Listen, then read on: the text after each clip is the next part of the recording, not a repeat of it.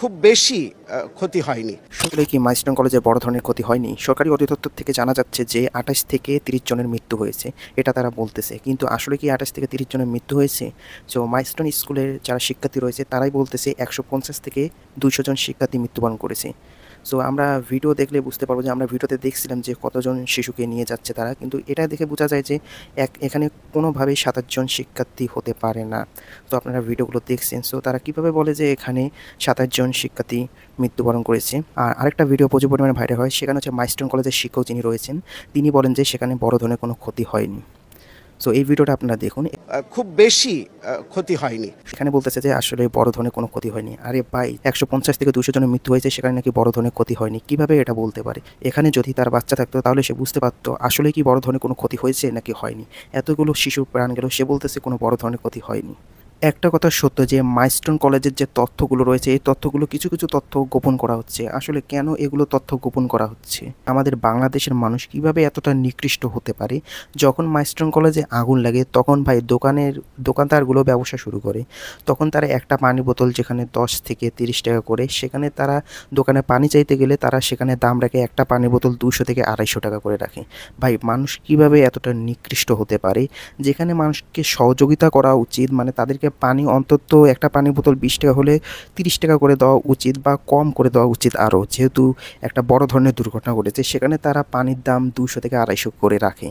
So আরেকটা জিনিস সবচেয়ে দেখলাম যে এই জিনিসটাও সবচেয়ে বেশি খারাপ লেগেছে। ভাই আমাদের একটা দুর্ঘটনা ঘটেছে, সো রুগীটাকে যদি আমরা দ্রুত নিয়ে না যাই হসপিটালে তাহলে সে তো আর বাঁচবে না। সো আমরা যদি দ্রুত নিয়ে যেতে পারি তাহলে একটা শিশু প্রাণ বেঁচে যেতে পারে। কিন্তু সেখানকার যে কিয়া যানবাহনগুলো রয়েছে, সিএনজি বলেন বা আদার্স যেগুলো যানবাহন রয়েছে, অটো বলেন, সো এরাই মেডিকেল নিয়ে যাওয়ার জন্য যেখানে ৫০ টাকার ভাড়া সেখানে তারা ৫০০ টাকা ১,০০০ টাকা চায়। সো ভাই মানুষ কীভাবে, আমরাই হচ্ছি বাংলাদেশের মানুষ, স্বাধীন বাংলাদেশের মানুষ, কীভাবে মানুষ এরকম হতে পারে ভাই, নিকৃষ্ট হতে পারে? সো এই দিক দিয়ে মনে করে আফসোস বাংলাদেশের মানুষ। এখানে বলার মতো কিছু নেই। মানুষ বিবেকহীন, মানুষের বিবেক মানে একটা বিবেক থাকা উচিত যে এরকম দুর্ঘটনায় মানুষদের আমরা পাশে দাঁড়াই। কিন্তু তারা এটা না করে তারা সেখানে ব্যবসা শুরু করে দিয়েছে।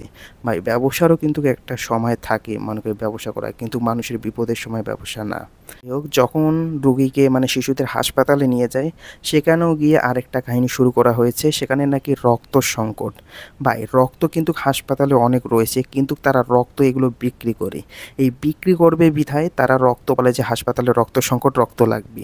সো এটা নিয়েও তারা ব্যবসা শুরু করে দিয়েছে রক্ত নিয়ে, যেখানে একটা মানুষের জীবন যেতে চলেছে কিন্তু তারা ব্যবসা নিয়ে পড়ে রয়েছে। এই হচ্ছে আমাদের বাংলাদেশ।